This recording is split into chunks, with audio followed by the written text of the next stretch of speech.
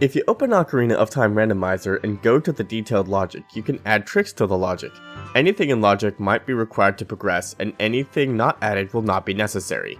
And if you filter for Forest Temple, these are what pop up. But how do we do these tricks? Well, I'm glad I asked. In the very first room, there's a Skulltula which has a trick for using difficult weapons to add it to the senses.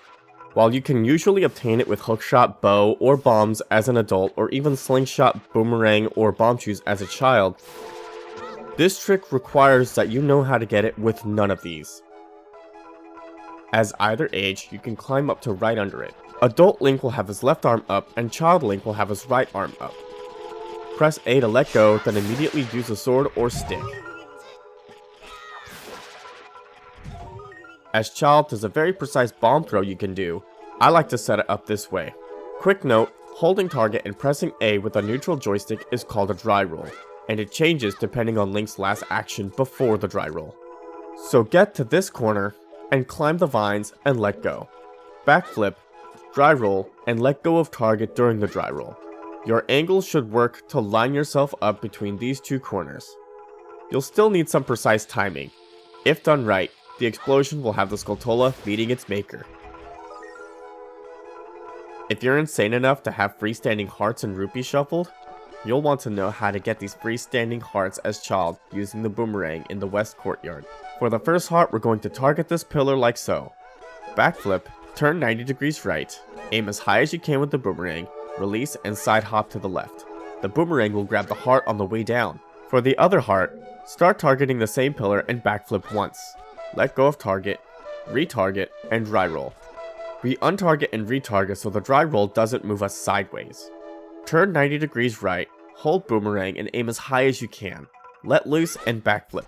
For both of these setups, you should be able to start as far left as here or about as far right as here, so don't worry about being perfectly centered. Master Quest adds an extra heart, so here's the setup for that one. In this corner, target the wall with the gold Skulltula, then turn 180 degrees. Dry roll 6 times. Aim as high as you possible with the Boomerang without targeting. Let loose, backflip once, and watch the Boomerang capture a free-roaming internal organ. If your Boomerang has a tendency to veer right instead of left, hold down left on the joystick after the backflip to fix your Boomerang's awful sense of direction. The Boomerang can also be used to get this gold Skulltula in the East Courtyard.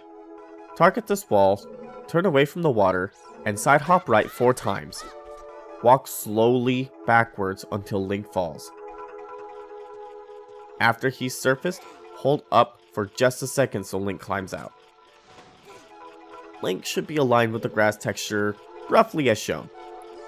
Hold the Boomerang and line up the point of Link's left ear to about this corner of the land and toss away.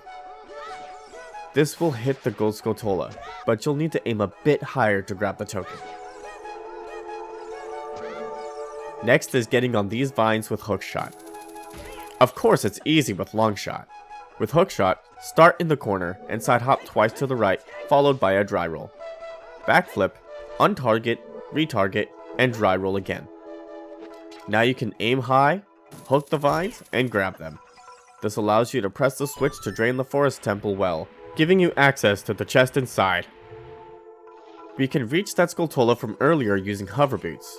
Start from this upper balcony and climb the fence closer to the Skulltula. Target the wall, then face away. You'll want to build momentum by walking forward and right, then turning to the left. Start rolling as soon as you walk over the fence again, which refreshes your hover time. If done correctly, you'll land on the ledge. If you need a bit of extra distance, you can jump slash right at the end of the fall. Collect your treasure in victory. If you're up for a bigger challenge, you can start from this balcony and use hover boots to boost your way to the doorframe. If you play Scarecrow's song on the doorframe, you can get Pierre to appear here to check a later part of the temple earlier than intended. The idea is the same. Build momentum, roll as fast as you can, and use a jump slash to get onto the doorframe. I climb the fence, face the frame, and use this circular motion so that my hover starts as close to the doorframe as possible. The next trick lets us get onto this alcove with a recoil.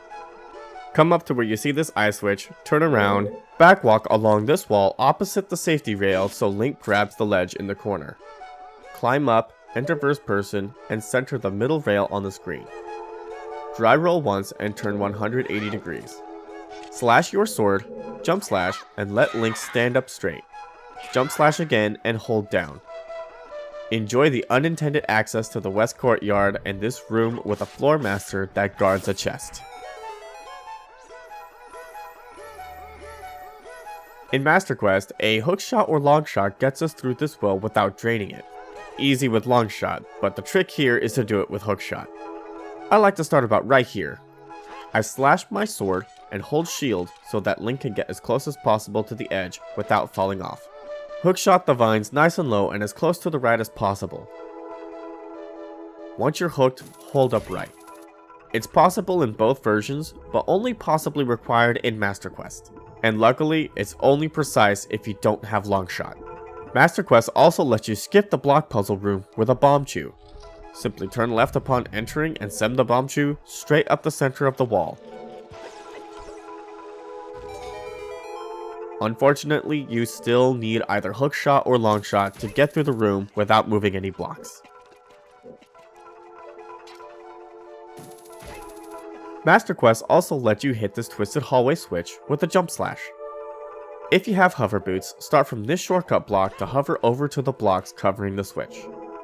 Back walk slowly to start a hover and jump slash when the hover ends. If you don't have the hover boots, you can simply jump from the shortcut block we started from and wait until Link is very close to the ice before jump slashing. If you slash too early, Link will recoil off the hazy blocks. If you're Child Link, using the Boomerang's returning mechanics to go through walls can also hit the switch. Below the switch, target this wall in the left corner. Backflip, side hop right, and dry roll. Let go of target during the dry roll. Retarget after the dry roll and backflip twice. Dry roll again. The camera will get weird, but don't worry about that. Untarget and take out your boomerang and line up Link's ear with the corner of the alcove. Release the boomerang and side hop twice to the left. Well done. That's it for every Forest Temple trick. Water Temple is up next. If that video is already live, there will be a link on screen and in the description.